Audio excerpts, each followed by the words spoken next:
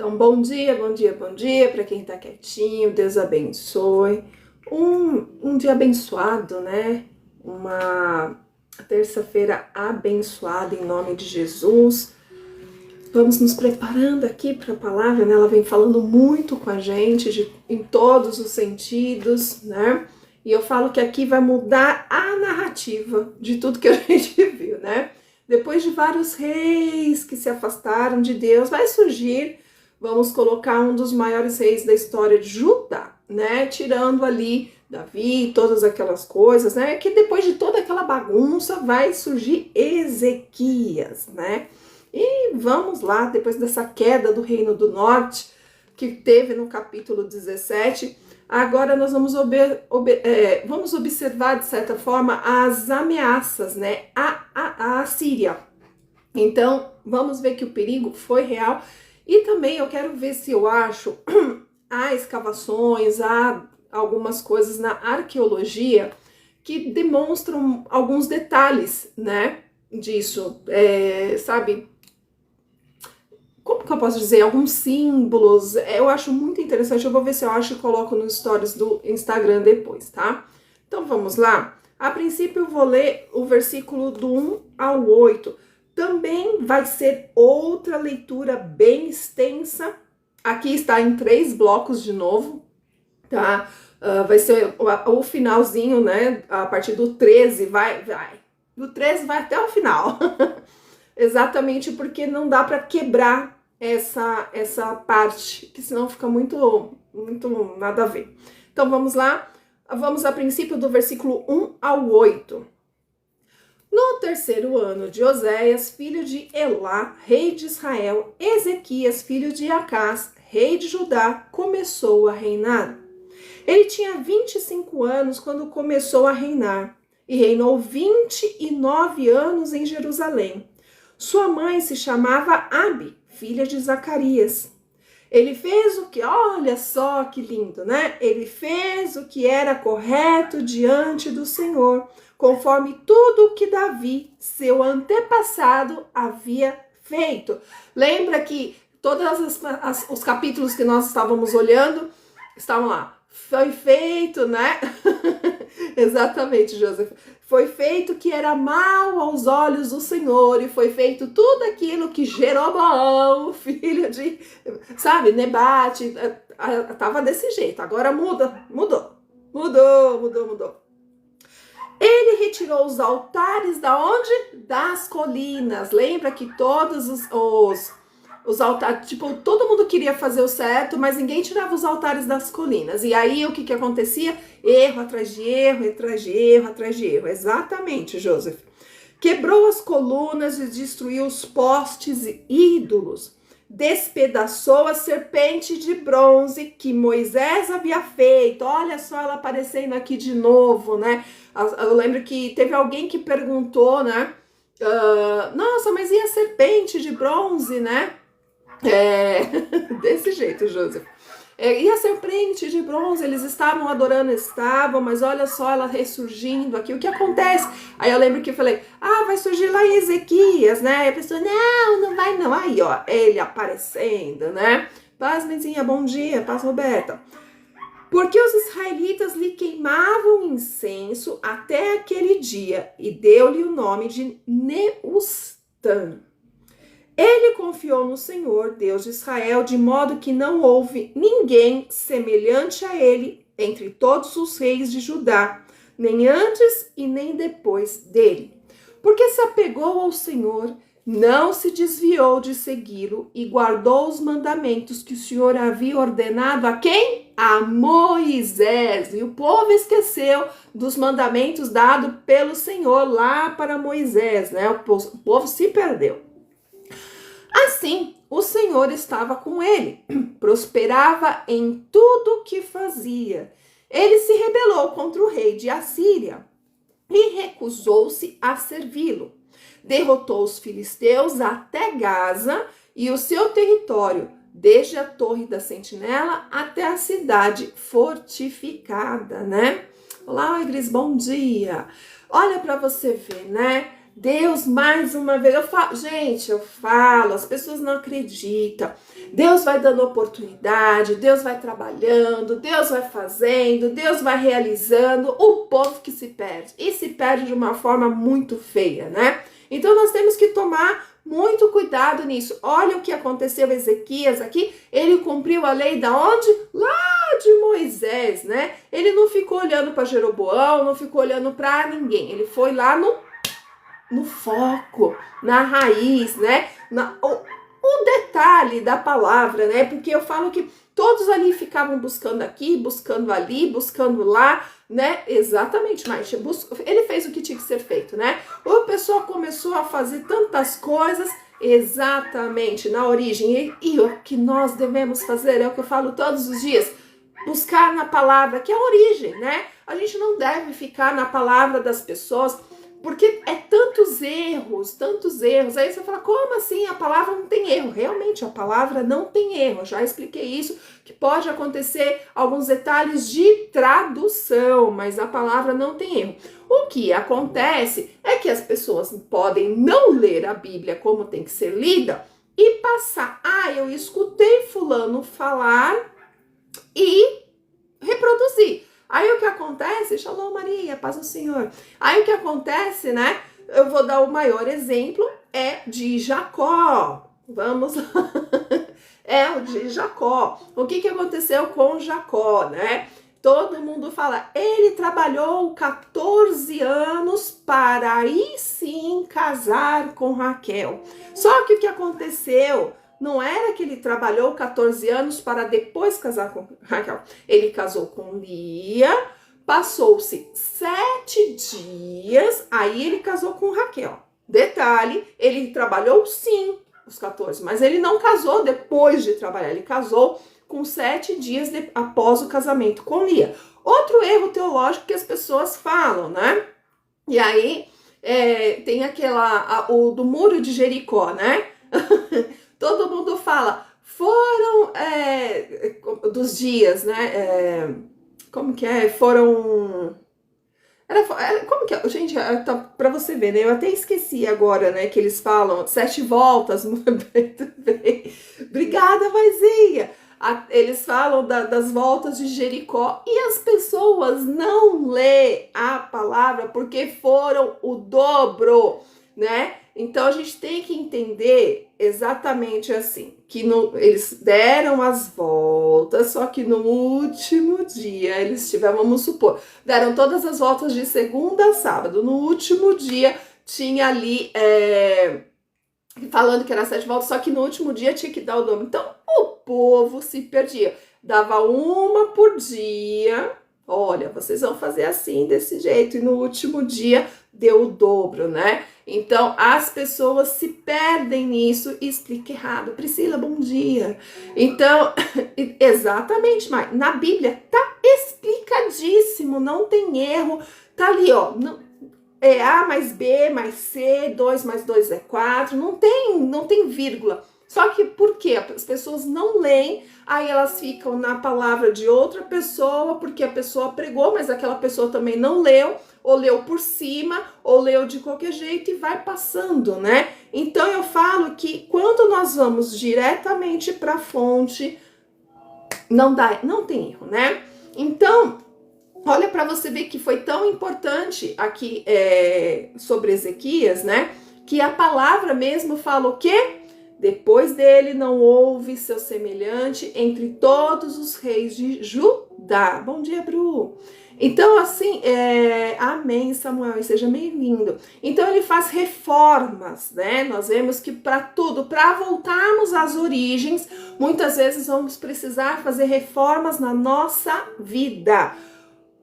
Ele removeu os altares, destruiu as imagens da idolatria, ele quebrou os símbolos pagãos, ele restaurou a adoração verdadeira, ele buscou na fonte. Então eu falo que até mesmo a serpente de bronze, assim como que está falando, feita por... Olha a importância de ter a palavra afiada. Eles pegaram o símbolo da serpente de bronze, que foi lá com Moisés, que foi um ato na qual Deus mandou, mas Deus não mandou adorar nada, né? Eles pegaram lá e começaram a adorar a bichinha, né? O povo transformou algo que deveria apontar para Deus em objeto de adoração. Então, tipo assim, eles deixaram de falar, olha, isso daqui, essa serpente de bronze, Deus, ele mandou realizar isso daqui, acontecer dessa forma, porque o povo estava no deserto, por causa disso, por causa daquilo, sabe? Deveria lembrar o que Deus fez através. Não, mas o povo pegou aqui, tirou da glória do Senhor e colocou em um objeto de adoração. Aí, serpente, que não sei o que lá, sabe? Todas essas coisas. Só que para acontecer isso, Ezequias precisou ter o quê? Coragem. Coragem.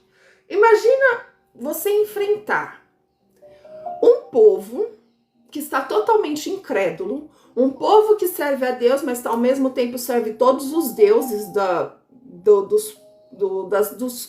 cidades pagãs, né? Ele precisou de muita coragem, principalmente, não somente coragem, ele precisou de fidelidade a Deus, ou seja, quando você volta às origens, você precisa ser fiel àquilo que você está lendo, àquilo que você está fazendo. E precisou ter uma pureza espiritual muito grande, porque não era da noite para o dia que iria acontecer as coisas. Porque nós conseguimos entender que para haver mudanças exige a coragem. Só que a coragem precisa ter muita fidelidade, porque você vai sofrer retaliação, você vai sofrer ataques. Eu tô imaginando Ezequias aqui numa forma assim. Imagina você agora, em pleno 2026, começar a fazer algo totalmente diferente daquilo que a sociedade apresenta. Um exemplo, eu tô aqui, todos os dias de segunda a sexta pregando a palavra. A gente lê Bíblia, fala os ganchos, traz conexões. Não sei se tem outras pessoas que fazem isso, tem pessoas que explicam, sim, teologia, mas não da forma que eu faço, né? Então, Esther, bom dia. E aí o que acontece? Hoje eu não incomodo ninguém, mas ali na frente eu posso incomodar. Aí o que vai acontecer? Tem que estar preparada para o quê? Enfrentar tudo aquilo que vem para cima de você. Ou seja, precisa da coragem, da fidelidade de estar na presença de Deus, porque Ele nos sustenta nos momentos de crise, nos momentos de agonia, e uma pureza espiritual para saber que tudo aquilo que Deus promete, Ele cumpre. E ter isso em mente, agarrar nessa situação e falar, eu não solto mais, né? Então eu falo que algo que começou aqui como a serpente, começou como um instrumento de Deus, se tornou um ídolo quando toma o lugar do Senhor. O que está tomando o lugar de Deus na sua vida? Você percebe que os últimos capítulos de Reis também falam muito isso, do ser humano substituir a Deus em qualquer coisa, né? Ou seja, quando você... É o tal das mandinguinhas que as pessoas trazem, né? Que falam, que fazem, que realizam. Eu vou falar, cadê Deus nessa história? A gente tem que tomar muito cuidado. Êxodo, 20, do versículo 4 ao 5, diz o quê? Não farás para ti imagem de escultura. Não te encurvarás a elas e nem as servirás.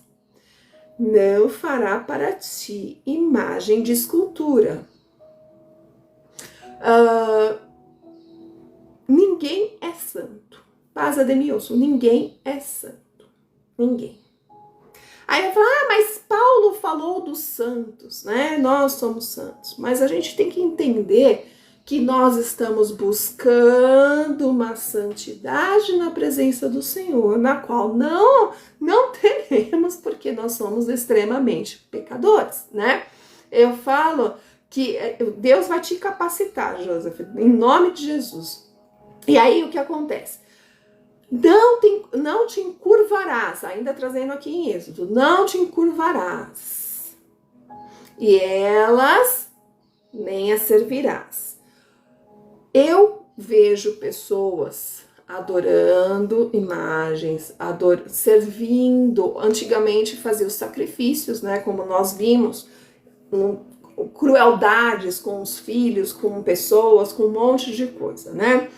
Não servirás, ou seja, isso servir. A partir, assim, quando você estuda outras religiões, quando você estuda denominações, teologicamente falando, você vê uns negócios que não está na Bíblia e usam o nome de Deus para isso. Tomem muito cuidado que a palavra é clara. Mas o povo não entende que não farás para ti imagem de escultura. Não te encurvarás, ou seja, não adorará, porque eu sou o Deus único, não tem. E não as servirás. Eu não consigo entender. Bom dia, Benedito, paz do Senhor. Então precisamos avaliar constantemente se algo importante em nossa vida passou a ocupar o lugar de Deus, que somente a Deus pertence. Porque aqui, tudo bem, estamos falando de uma estátua, de um bronze, dessa estátua de bronze, estamos falando de adoração, tal, não sei o quê, mas e quando transformamos pessoas, né, em deuses? Quando transformamos objetos em símbolos de sorte, de paz, de todas as coisas. Eu já venho falando isso daí por um tempo, já venho falando sobre as mandinguinhas, sobre... gente, é tanta coisa, signos, gente, é planta, é olho grego, é ferradura, pé de coelho, todas essas coisas assim, sabe? Até o sal grosso, né? Nós temos que tomar muito cuidado, que é um objeto, ele não vai fazer nada por você, né? Eu falo que o sal grosso em alguns lugares, eu não sei quem me falou, não sei se funciona, é bom para tirar a umidade um pouco dos armários, isso, se eu não me engano foi isso, colocar dentro de um potinho. Isso sim é muito bom, né? Isso sim é muito bom, mas ela não serve mais nada, né? Para mais nada, ela não vai te proteger, ela não vai fazer nada. Aí vão falar, mas na Bíblia tá falando do sal. Gente, a gente tem que entender a simbologia, né? Então, um exemplo, eu tenho meus olhinhozinhos ungidos aqui, eu tenho meus olhozinhos, né? É simbólico, ungir na casa, só que, vamos supor, né? Você vai lá orando, você passa o olhinho, você vai orando, né? Você simboliza algo da Bíblia, você simboliza, o óleo não pode fazer nada, mas a palavra de Deus, ela faz tudo, né? Então, muito bem, Pri, desse jeito. Então, assim, você pode fazer, mas o que vai surgir o efeito? No momento que você tá lá passando o óleo ungido, você vai fazer o quê? Você vai estar orando. Aí, em nome de Jesus, guarda, proteja, defenda, livra Jesus da minha casa de todo mal, derrama o sangue do Cordeiro, como foi lá em Êxodo, Senhor, meu Deus, marca, Senhor, meu Deus, a minha casa com o teu sangue, que se o mal tentar chegar, ele vai cair por terra, sabe? Simbologia. Então, também, Joseph, também. Então a gente tem que tomar muito cuidado em não estar substituindo o lugar de Deus com os objetos, né? Então eu falo, esse aqui não perguntou sobre aonde que tá na palavra, né? A estátua, né? Em Números 21. Se você tiver dúvida, né? Em Números 21 tá lá ai, gente, a serpente de bronze, tá falando lá. Então, naquele momento foi uma bênção, né? Mas séculos depois se tornou isso daí, né? Então, é muito engraçado que, olha para vocês verem, aqui, cadê? Aqui, no versículo 4, Ezequias deu o nome para ela de serpente, o nome de Neustã. O que significa Neustã? Um pedaço de bronze. Olha para você ver que Ezequias estava sendo guiado por Deus de uma forma muito grande. E ele colocou o nome de Neustã. Então, Neustã significa pedaço de bronze. Somente isso, né? Então, Outro detalhe, nem tudo que foi usado por Deus no passado deve ocupar o centro da nossa fé. Mais uma vez, bom dia, Cláudio, mais uma vez falando, né? Tome cuidado, inclusive, com tudo que acontece na sua vida. Não é porque Deus usou essa caneta para eu assinar um contrato. Eu tô dando um exemplo, tá? Hoje, ela servirá para ali na frente realizar outra coisa. Então, a nossa adoração pertence ao Senhor e tudo aquilo que Ele usa para nos abençoar hoje não pode se tornar um objeto de adoração porque foi utilizado por Deus. A gente tem que tomar muito cuidado. Bom dia, Rodrigo. Então, eu falo que Deus, Ele trabalha de formas distintas, de formas para cada um de um jeito. Então nós temos que tomar cuidado que muitas vezes até aquilo que Deus usou, nós não podemos adorar. Bom dia, Adri. É o que eu falo. O hoje não será igual o de amanhã, porque Deus, ele renova exatamente como a palavra. E também na nossa vida, ele vai renovando as coisas. Então não se apega. Ah, Deus usou tanto essa caneta. Ai, que não sei. Às vezes num ato simples, num gesto simples, você torna a caneta em uma adoração. Vocês estão, ai, mas Deus me deu essa caneta. Deus te deu para aquele momento. Passou daquele momento, Deus está fazendo outra história. Um novo capítulo, um novo detalhe na vida. Vocês podem ver que até na palavra, Deus usou o cajado de Moisés. Levanta, né? O cajado e declara. Abriu-se o mar. Deus repetiu, de certa forma, o milagre. Lá com Josué, com o Rio Jordão. Vocês percebem que não foi usado o cajado nessa história? Deus simplesmente falou, vai lá e pisa. Monte as pedrinhas. Olha para você ver como Deus foi o mesmo milagre, né? De certa forma. Abriu o mar, abriu as águas e eles passaram com a arca praticamente em terra seca. Por quê? Deus realizou o mesmo milagre de formas diferentes. Imagina se Josué ficasse lá com o cajado de Moisés. Vai, abre, Senhor. Não ia funcionar, porque aquilo seria um objeto de adoração. Então, gente, isso é muito. A gente tem que tomar muito cuidado, né? Exatamente, Joseph, exatamente. Então a gente tem que tomar muito cuidado, que tem pessoas que confundem exatamente essa situação. Eu vou ler agora aqui do 9 ao 12. Salmanasar, rei da Síria, atacou Samaria e a cercou no quarto ano do reinado do rei Ezequias, que era o 7º ano de Oséias, filho de Elá, rei de Israel. Passando 3 anos, ele a conquistou. Samaria foi conquistada no 6º ano do reinado de Ezequias, que era o 9º ano de Oséias, rei de Israel. Depois disso, o rei da Síria levou Israel cativo para a Síria e os colocou em Alá, e junto ao Abor, rio de Gozã, e nas cidades dos Medos, porque eles não obedeceram à voz do Senhor, seu Deus, mas quebraram a sua aliança, não dando ouvidos, nem praticando tudo quanto Moisés, servo do Senhor, havia ordenado, né? Mais uma vez, lembrando aqui a queda de Samaria. Por quê? Né? Vamos colocar. O autor, ele mostra exatamente o contraste, né, do capítulo 17, porque Israel caiu por não ouvir Deus. E agora Judá está tendo a oportunidade de escolher outro caminho. Ou seja, Deus, ele dá essas oportunidades para nós, ele transforma situações. Por isso que eu falo, quando você escuta a palavra de Deus, você escuta a voz de Deus, ele se faz presente. Então, assim, teve advertência,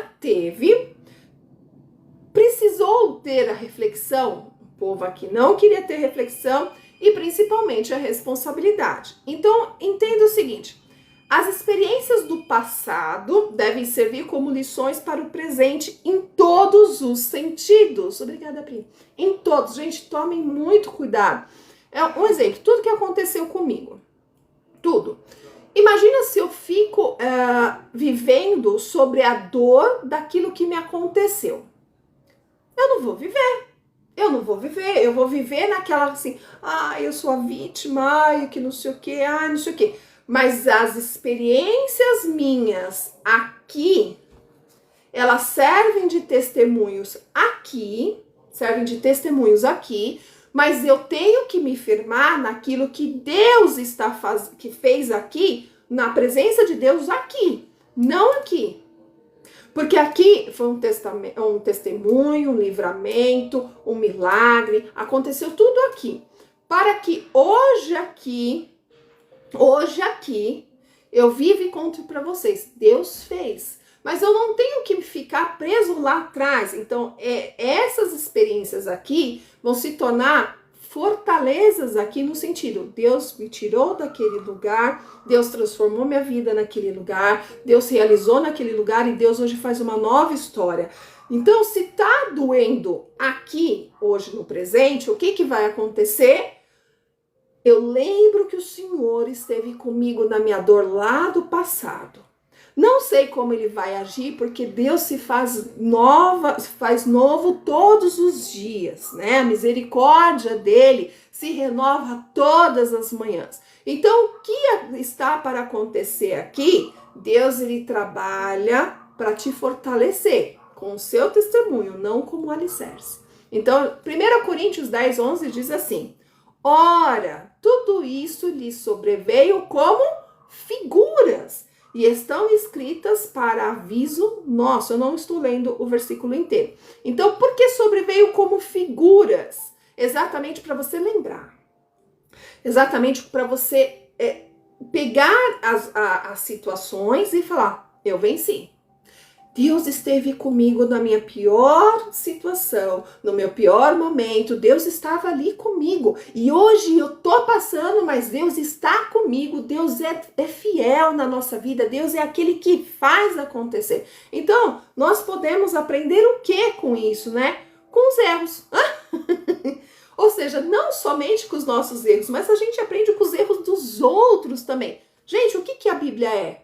Ela apresenta os erros dos outros. Bom dia, Rosimeire, paz do Senhor. Ela mostra os erros dos outros e mostra que, tipo assim, eles erraram, eu não preciso repetir o erro. Você lembra lá que desde Juízes o negócio começou por desabar? Se eu sei, eu leio a Bíblia, que quando nós nos afastamos de Deus, o mundo desaba, para que eu vou me afastar? Eu não preciso passar.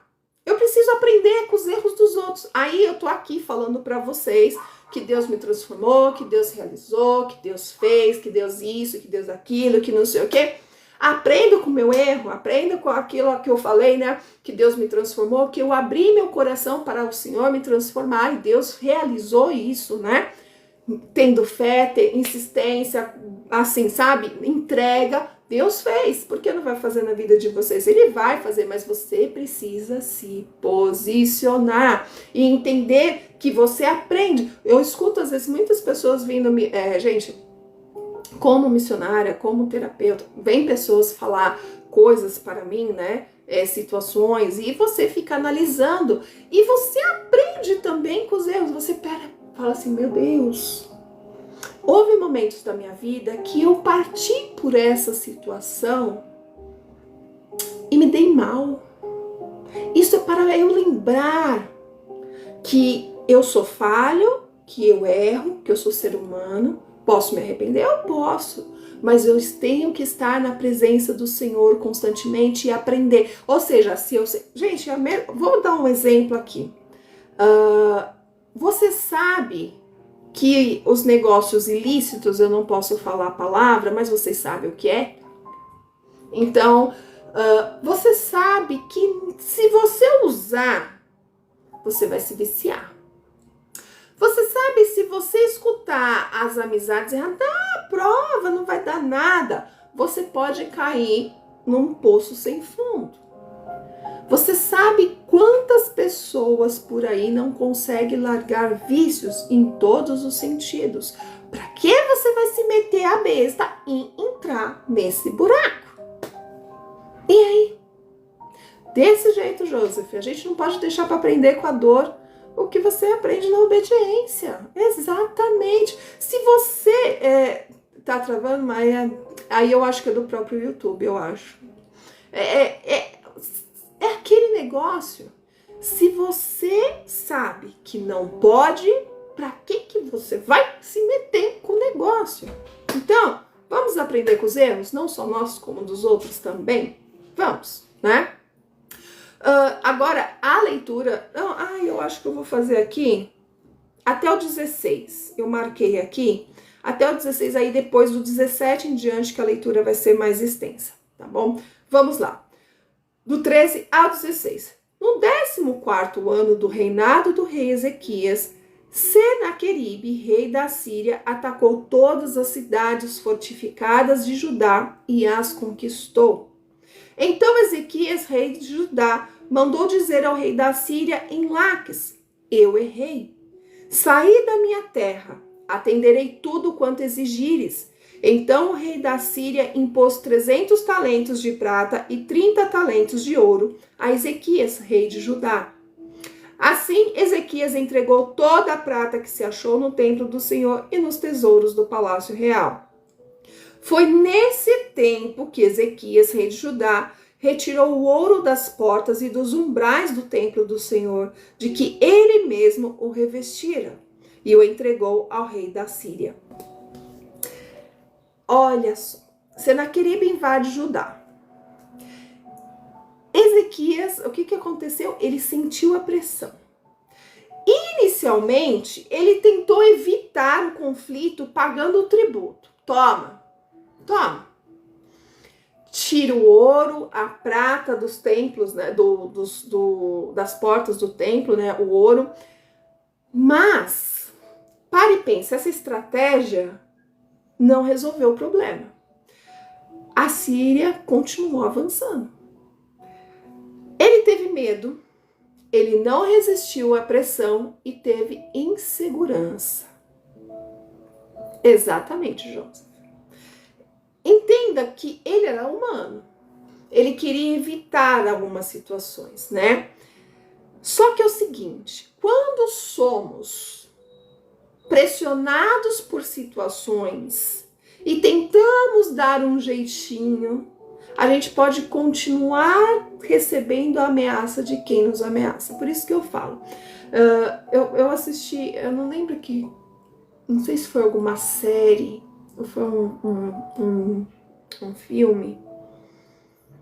Eu não lembro agora. Foi de uma menina que, inclusive ele é cristão, esse filme, agora eu não lembro o nome. Ela estava em reabilitação, era fatos reais, e algumas pessoas começaram a apresentar Deus para ela, né? E ela ia sempre relutando, sempre não. Só que o que aconteceu? Os amigos ao redor, aquela bendita amizade errada, sabe? Eles começaram a fazer ameaças, né? No sentido assim: se você não continuar usando com nós, a gente vai se afastar de você. E ela caía todas as vezes por causa das ameaças, né? Então, a ameaça aqui, ela não desapareceu, porque a Síria continuou avançando. Bom dia, Josefa. Mas existem situações que exigem mais do que soluções estratégicas, existe dependência de Deus. Existem momentos que nós vamos sentir medos, que nós vamos sofrer pressão, estaremos inseguros e totalmente vulneráveis, mas nós precisamos tomar uma decisão e um posicionamento. Eu não vou mais. Mesmo que eu fique sozinha, aqui no caso do filme que eu assisti, eu não lembro o nome agora, se eu lembrar eu deixo lá nos stories. Mesmo nessa pressão, você tem que entender quem é Deus na sua vida. Então, é o que eu falo, essa situação humana aqui é totalmente, assim, compreensivo, vamos dizer. Porque todos nós passamos isso. Às vezes a gente quer resolver rápido as coisas. A gente vai entregando tudo, vai fazendo tudo, vai realizando tudo. Ah, tira da frente, faz... Mas você perguntou a Deus se é o que Ele quer? Se é o que Ele quer transformar na sua vida? Porque existem situações que outras pessoas nos impõem. Mas a gente esquece, muitas vezes, de perguntar a Deus: é isso que o Senhor quer, Bela? Bom dia. É isso que o Senhor quer? O Senhor quer que eu entregue aquilo que o Senhor me deu para as mãos daquele que não serve a ti? É isso que o Senhor quer que eu faça? Às vezes você quer paz para você, mas Deus está preparando algo, mesmo que seja em um pedacinho de algo. Gente, Deus está falando tanto. Deus está falando tanto, porque muitas vezes por causa da pressão das pessoas, a gente cede aquilo que Deus nos deu. Mas será que Deus quer? Por isso que nós temos que orar, buscar a Deus, buscar a direção. E aí? Com certeza também, Joseph. Então a gente tem que entender isso, a gente tem que estar ali na presença do Senhor, né? Eu vou ler agora que eu falei que é até o último, é do 17 até o último versículo, até o 37. Então, já avisando aqui, terminando o capítulo 18, mas eu não tinha como dividir essa parte, porque não ia dar certo, tá? Vamos lá, só deixa eu dar um golinho aqui no meu chá. Vamos lá, então. Porém, este enviou Tartã, Rabsaris e Rabsaqué com um grande exército de Laxa ao rei Ezequias. Olha lá, em Jerusalém. Eles subiram a Jerusalém. Quando chegaram, pararam ao pé do aqueduto de açude superior, que fica ao lado do caminho do campo da lavandeira. Olha só isso. Bom dia, Alex.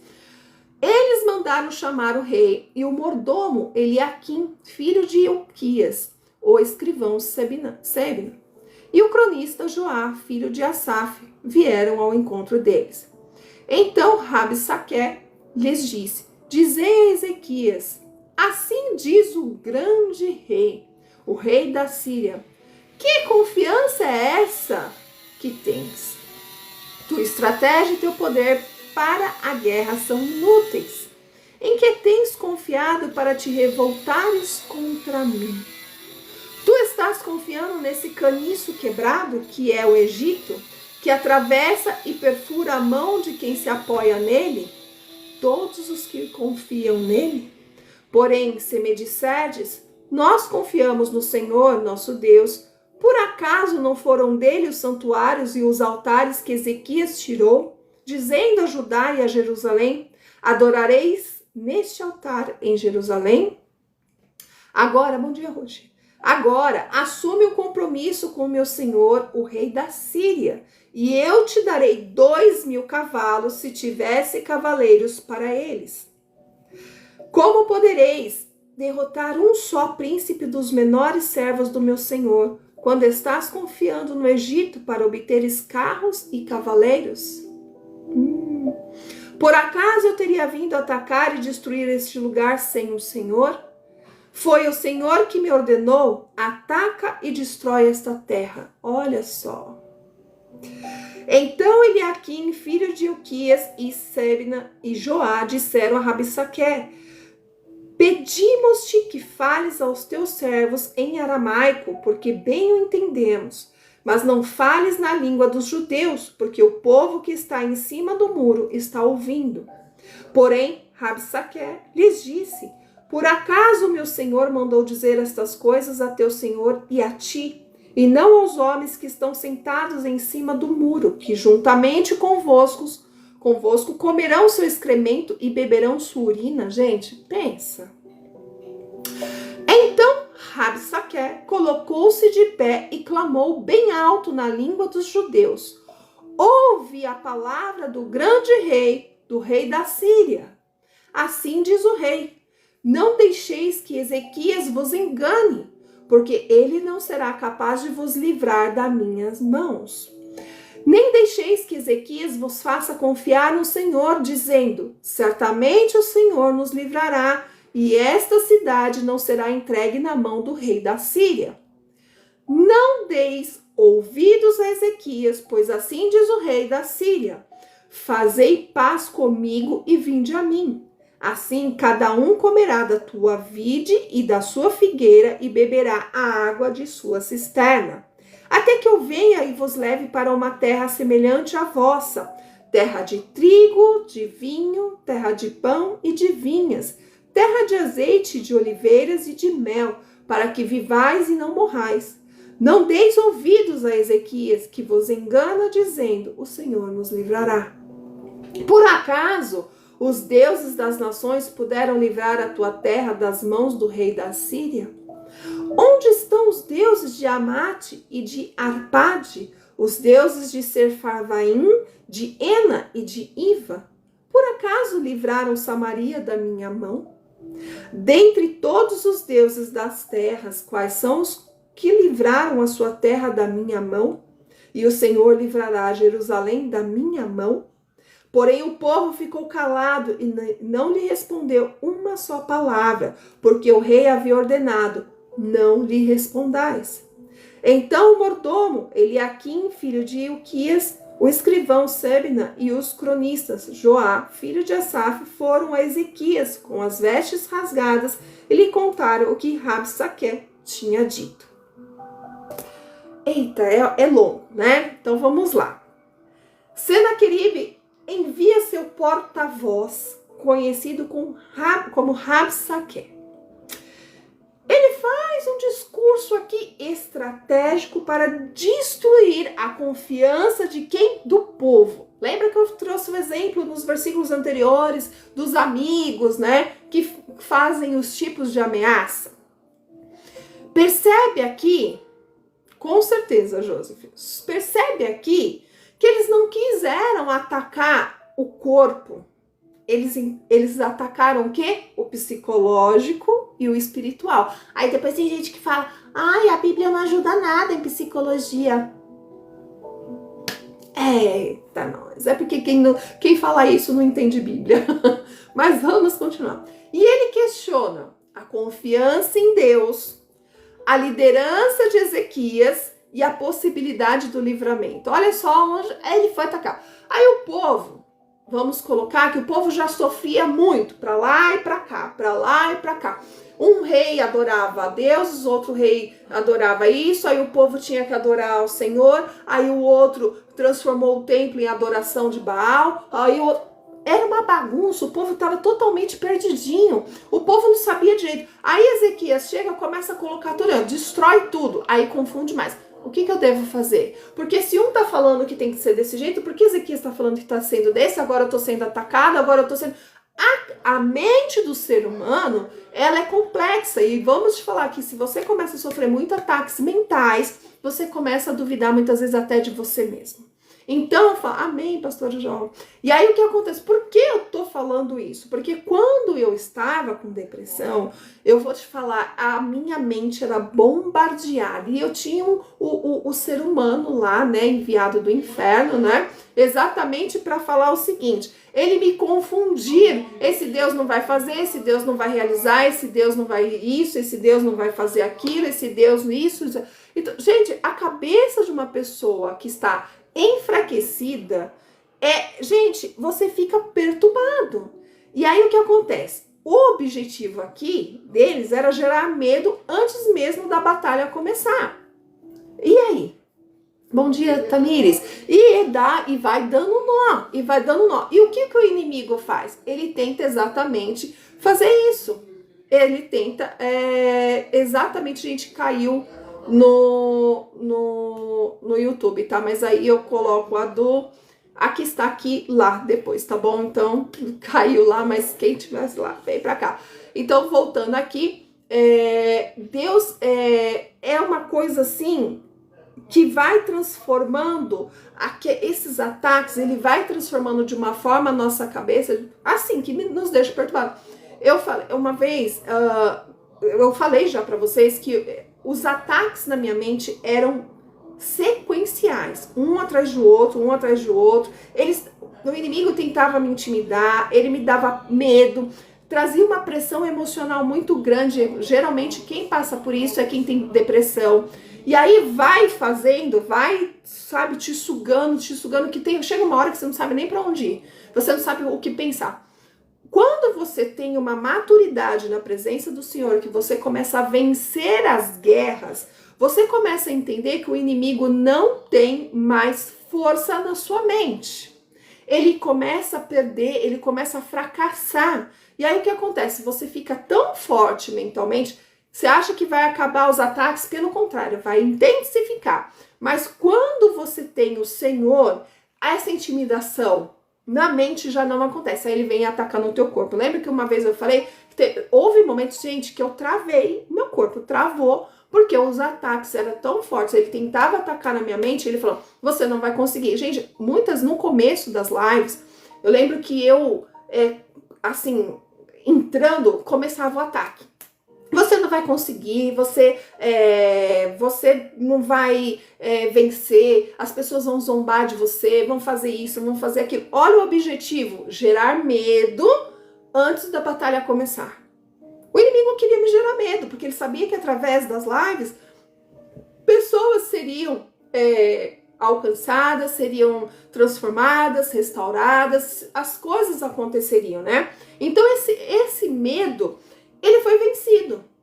Essa intimidação espiritual foi vencida com Deus. E veio aí, gente, exatamente, Joseph, exatamente. Então eu falo que nós conseguimos. O inimigo, ele tenta derrotar você no coração, na sua mente. Ele tenta... Gente, porque assim, principalmente quando você tem algo muito importante para realizar, o que vai começar a te dar? Te dá tremedeira, suadeira, medo, insegurança. Começa a vir tudo. Aí não, vem o corpóreo. Aí vem as setas. Você não vai conseguir. Você não é digno disso. Você não sei o quê. É o que eu falo. Primeiro ele vai tentar te derrotar, sabe aonde? É no coração. É na sua mente. Depois ele vem com os ataques para te derrubar de vez. Mas eu falo, olha o que Isaías 41:10 diz. Não temas, porque eu sou contigo. Não te assombres, porque eu sou o teu Deus. Então, eu posso falar que muitas batalhas começam na mente? Vou ser mais expressiva. Muitas não. Praticamente 100% das batalhas vão começar na nossa mente. A importância de filtrar cuidadosamente a voz que ouvimos. Porque é o seguinte, o mundo não quer ver você bem. Não quer. Você vai lá, gente, a gente vê isso constantemente, você lá contente, feliz, você todo não sei o quê. De repente você fala para o seu amigo, para um parente ou para alguém que está próximo de você, nossa, eu vou comprar o meu carro, eu vou comprar a minha casa, pronto, já vem aquele ataque espiritual. Mas, nossa, mas só esse carro? Gente, nossa, mas que casinha, nossa, mas que coisinha, nossa, gente, é sempre assim. Aí por isso que eu falo, as batalhas vão começar na mente, porque o que acontece? Quando você acha que você não é merecedor de algo, o que vai começar a acontecer? Você vai ser bombardeado. Aí você vai começar a acreditar que você não merece isso. Você vai começar a acreditar que você não serve para nada. Você vai começar a acreditar em tantas coisas erradas. Então, ou seja, precisamos filtrar exatamente aquelas pessoas que falam conosco. Mas Gilson, assim, não deixa desanimar não, Gilson. Que é isso? Levanta a tua cabeça, Deus é mais contigo. Eu falo que, olha para você ver, eu até anotei aqui, eu separei da palavra, a estratégia de Rabsaque, né? Ele usa as armas principais. Primeira, para você enxergar, olha a psicologia falando aqui com a palavra, a distorção da realidade. Já começou isso, né? Ele exagera na força de quem? Da Síria. A distorção da realidade na nossa vida. A gente começa a imaginar algo que nem... Presta atenção que quando nós estamos inseguros e vulneráveis, a gente começa a criar coisas na nossa cabeça que nem existe. Um exemplo, você é uma pessoa extremamente insegura. Aí você começa a imaginar, gente, vou dar um exemplo aqui, tá? Ou com o seu marido, ou com a sua esposa, ou com o seu namorado, ou com a sua namorada. Vamos supor, ela costuma chegar sempre no horário. Aí de uns tempos pra cá, a pessoa começou a chegar um pouco mais, 10, 15, 20 minutos mais tarde. Gente, vamos ter uma linha bem fininha aí, tá? Existem situações que a pessoa está fazendo coisas erradas e existem situações de trânsito, o patrão pediu para fazer alguma coisa, ou encontrou com alguém que estava conversando e perdeu um pouquinho do horário. Gente, presta atenção, olha a distorção da realidade. Aí o que acontece? A pessoa sendo insegura, estando vulnerável pela própria insegurança, o que começa a acontecer? Será que tá com alguém? Será que tá em algum lugar? Será que tá me traindo? Será que isso, aquilo? Ou seja, a nossa mente potencializa aquilo que nem existiu. Olha a primeira distorção da realidade que Rabsaqué fez. Ele exagera na força da Síria. E nós exageramos nas coisas que acontecem. Aí vamos supor, vamos tirar do relacionamento. O patrão manda te chamar. Será que eu vou ser mandada embora?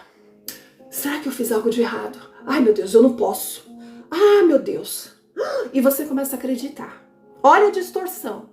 E você começa a entrar em pânico. Aí, geralmente, às vezes, o patrão tá te chamando só para te dar uma promoção, só para te dar um novo trabalho, ou só te dar alguma ordem. Não, mas você já imaginou toda uma cena de desgraça. Vamos lá na segunda arma de Rabsaqué. O ataque à fé. Ele questiona se Deus realmente pode salvar o povo. Aí vem o ataque na sua mente. E por pessoas que são usadas para isso. A pessoa começa a falar aí para você. Então, olha só. Você vai confiar que Deus vai te curar? Ah, Deus não pode fazer isso. Você acha que você é digno da palavra do Senhor? Você acha que você é digno de estar na presença do Senhor? Imagina, você é tão pecador, você é tão errado, você fez tantas coisas erradas, mas eu estou falando para você. Eu te amo. Eu estou contigo. Seja forte, seja corajoso. Por que você vai ficar escutando palavras de pessoas que não têm intimidade comigo? E aí? Vocês estão vendo o ataque totalmente de Rabsaqué, exatamente aqui que ele usou, né? Essa estratégia para desesperar Ezequias e o povo de Deus. E essa estratégia que acontece na nossa vida? Aí vamos lá. A produção do medo, que foi o terceiro ataque. E aí? Tentar convencer o povo de que a derrota era inevitável. E aí o que vem nessa produção do medo? Quando os seres humanos enviados do inferno, literalmente dos inferninhos, vêm virar para você e falar assim: você não é capaz. Bom dia, Gustavo. Você não pode realizar. Você não vai... Imagina, aí vem, né? Você não é capaz, porque seu Deus não é fiel e vai te deixar sozinho. Olha só, os 3 ataques, as 3 armas de Rabsaqué usando na nossa vida hoje. Exatamente, Joseph, os secretários do inferno. Exatamente essas 3 armas de Rabsaqué são usadas lá atrás e é usada hoje na nossa vida. Seja por pessoas, seja pelo espiritual. Eles tentam nos convencer que Deus não é por nós. Eles tentam nos convencer que já somos derrotados e essa derrota vai ser inevitável. Gente, tantas coisas que acontecem na nossa vida, são tantas lições que aprendemos que muitas vezes a gente fica até perdido, né? Mas o inimigo, ele continua usando exatamente as mesmas estratégias hoje. aquilo que vai te trazer dúvida, aquilo que vai te trazer medo, vai te trazer desânimo, como eu acho que o Gilson, né, falou, vai te intimidar. É as mesmas estratégias. A resposta do povo, qual foi? Ezequias havia orientado a eles: não responda. Não responda. O povo permanece em silêncio. Isso era fraqueza? Lógico que não, era disciplina. Sabe por quê? Você vai discutir com quem não tem nada a agregar com você. Você vai entrar numa guerra espiritual com quem não... Gente, o maior exemplo. Jesus foi tentado no deserto com a própria palavra. Por isso que a importância de prestar atenção em quem você escuta, prestar atenção em quem você está buscando. A importância de Deus na tua vida. Palavra. Porque nem toda provocação merece resposta. Deixa o povo falar. Deixa o povo falar. Teve uma situação que eu vi, que eu presenciei não, né? É um caso que veio. E a pessoa caiu no erro de um adultério e essa pessoa estava sendo bombardeada pela família. Bombardeada, assim, misericórdia. A pessoa se arrependeu de uma forma de chorar, de assim, eu tô arrependida, eu sei que eu não vou conseguir restabelecer meu relacionamento, tudo, mas eu estou muito arrependido. E chorava, e chorava, e chorava, e chorava. Mas as pessoas estão me atacando, me atacando, me atacando. Aí eu vou falar, errou, Davi errou, Jesus perdoou, teve consequências? Teve, mas se arrependeu. Aí eu falo, essa pessoa tem as consequências? Tem, porque não vai ter mais a família de volta, mas se arrependeu. E para os olhares do Senhor, aquele que se arrepende é bem-vindo. Errou, não tô passando a mão na cabeça, não tão, pelo amor de Deus, não façam isso com ninguém. Aquilo que você não quer para você, não faça para outro. Porque uma vez uma pastora falou para um conhecido, eu não estava, mas me falaram isso. Aquele que planta chifres, colhe chifres. Só assim, né? Porque tudo aquilo que você planta, você colhe. A palavra já fala, né? Então eu falo, aqui foi uma obediência que o povo teve, né? Eu falo, permaneça em silêncio diante de muitas coisas. Vou te falar, não é fraqueza, não é disciplina. Deus está te ensinando, deixa que eu tomo conta, deixa que eu faço, deixa que eu realizo. Não caia na provocação, porque ninguém merece respostas de servos de Deus. Quando for para abrir a boca, Deus vai permitir. Provérbios 26:4 diz assim: não respondas ao tolo segundo o quê? A sua estultícia. Porque a nossa humanidade quer brigar, a nossa humanidade quer demonstrar força, a nossa humanidade fala, eu sou melhor do que isso. Mas a espiritualidade de Deus é, deixa que eu cuido, deixa que eu faço, só demonstre sabedoria daquilo que você aprende todos os dias na palavra. Porque se você entrar numa discussão inútil com esses tolos, você vai sair machucado, ferido, desapontado, perplexo, frustrado, porque é o seguinte, eu tenho certeza que todo mundo passou por isso. Bom dia, Marisa, paz. Todo mundo. No meio de uma discussão, você falou. Só que você perdeu a discussão. Porque as pessoas sabem aonde te atacar, o inimigo sabe aonde te atacar. Aí depois de um tempo, você foi para sua casa, para o seu quarto, para onde foi, você ainda ficou pensando, quando a pessoa me falou isso, eu deveria ter respondido isso. Quando a pessoa falou aquela coisa, eu deveria ter falado tal coisa. Quem nunca fez isso? Porque eu já fiz. Porque eu já perdi discussões na qual me doeu muito, porque o inimigo sabia um lugarzinho de me atacar e eu saí derrotada. Aí depois eu falei, por que eu não abri minha boca para falar tal coisa? Mas que burra que eu sou! Mas que anta que eu fui! Porque a pessoa estava me destruindo e eu tinha todas as armas na mão e eu não soltei, porque eu esqueci. Deus nos guarda até nisso. Então, A nossa maior demonstração de sabedoria é não entrar em discussões inúteis, porque essas pessoas, elas querem nos destruir, elas querem nos manipular, elas querem fazer igual o rapazinho aqui, né? Querendo destruir tudo aquilo que Ezequias estava fazendo, exatamente porque para enganar. Então, assim, eu falo que isso acontece com todos nós, gente, com todos nós. Mas a partir do momento que a gente não entra nessa guerra, né, nessa demonstração de inutilidade, eu falo de servos inúteis, né? Quando a gente é servo inútil, a gente entra em discussões que não vale a pena. Por isso que eu falo, vamos prestar atenção naquilo que está ao nosso redor, vamos prestar atenção que muitas vezes é melhor deixar o Rabsaque fazer o que ele acha que ele tem que ser feito. Vamos só no silêncio. Deixa Deus agir, porque Deus age. Deus age, e ele age de uma maneira tão linda que depois você fala, Jesus, obrigado por estar na minha vida e por eu te obedecer.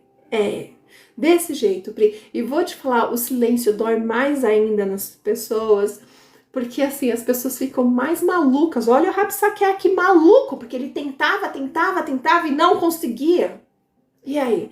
Gente, eu falo que tem coisas... é muito engraçado. Até o marido fala, quando coisas de casal, quando ele fala, que fala alguma coisa, eu falo, tá bom. Aí ele fica mais puto. Ele fica mais puto, porque ele quer que eu fale. Ele quer que eu fale, tá bom. Fala alguma coisa? Tá bom.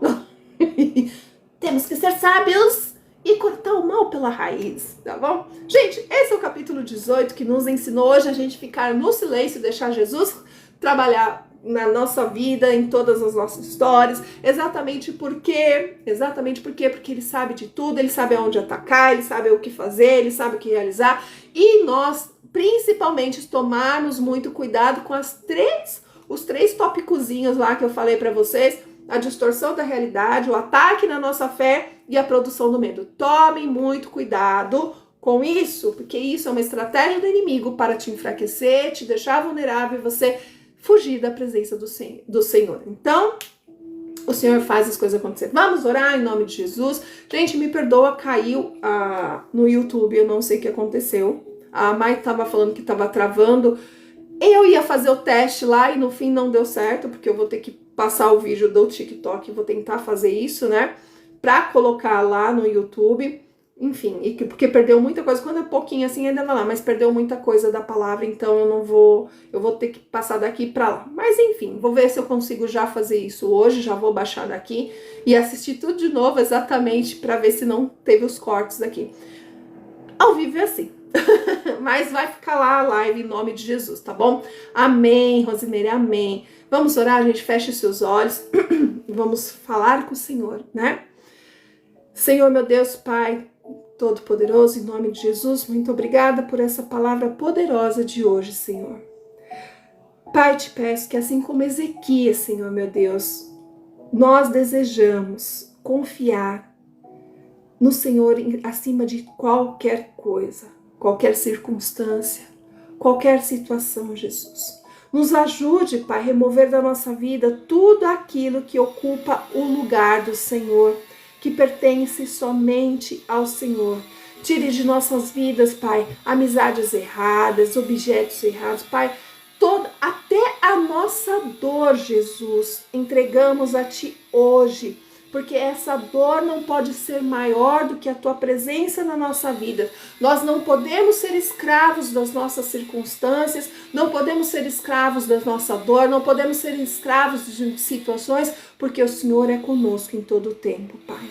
Quando surgir, Senhor, meu Deus, vozes de medo, de dúvida, de desânimo, Pai, eu te peço que fortaleça o Teu povo, Pai. Fortaleça o coração do seu povo que está aqui nesse momento adorando o Senhor. Fortaleça na Tua palavra, Senhor, meu Deus. Em nome de Jesus, Pai. Em nome de Jesus, nos ensina a não responder às provocações, Pai. Eu sei que somos humanos, eu sei, Pai, que muitas vezes nós temos o Pedro com o Paulo assim ativado dentro do nosso coração, mas eu clamo, Jesus, que a sua paciência, com o seu amor, Que esse silêncio que nós muitas vezes precisamos, Senhor, meu Deus, esteja ativo no nosso coração, Jesus. Porque eu sei, Pai, que existem provocações, existem situações que tentam nos tirar da sua presença, que elas tentam, Senhor, meu Deus, nos levar para o outro lado e perder a razão, Pai. Mas nós não vamos perder a nossa paz, não vamos perder a confiança que temos no Senhor por causa de blá, blá, blá de outras pessoas, Jesus. Não vamos. Esse, Senhor, meu Deus, este homem, Pai, que tramou, que fez, que realizou, Rabsaque, Senhor, meu Deus, que tentou colocar pânico no povo, que tentou colocar medo, que tentou manipular o seu povo, Jesus, eles não estará mais perto de nós, Jesus. Que a nossa segurança esteja somente nos recursos que o Senhor nos trouxer. Em nome de Jesus, Pai, que a tua presença seja abundante na nossa vida, na nossa casa, na nossa família, e que o teu poder venha sobre as nossas vidas, Senhor, meu Deus, a tua misericórdia, Senhor. E quando, Senhor, meu Deus, a gente enfrentar batalhas, oh, Jesus, que aos nossos olhos parecem impossíveis, Senhor, Pai. Oh, Jesus, nós precisamos lembrar que o Senhor continua sendo Deus, independente da situação. Que o Senhor ainda realiza milagres, que o Senhor ainda cura, que o Senhor ainda livra, que o Senhor protege, o Senhor defende. Em nome de Jesus, Pai, nos sustenta, Pai, em cada momento de nossas vidas, porque venceremos em Teu nome, porque tudo é para a Sua honra, para a Sua glória, Pai. Em nome de Jesus, que todos aqui, Pai, tenham um dia abençoado na Tua presença e às 10 horas da manhã estaremos de volta, em nome de Jesus. Amém. Gente, muito obrigado pela presença, me perdoa pro pessoal lá que estava no YouTube, não sei se veio para cá, mas vamos continuar firmes e fortes. Caiu a internet ao vivo, é assim, por isso que eu falo que é importante estar seguindo as duas redes sociais, porque se cai de um, vai no outro, se cai num aqui, vai no outro, e assim vamos firmes e fortes, tá bom? Amanhã, gente, segue a missionária lá no Instagram, eu vou colocar agora o resumo do capítulo lá, e em nome de Jesus, firmes e fortes, amanhã estaremos aqui, gente. Beijo, beijo, beijo, fiquem com Deus, até amanhã, tchau!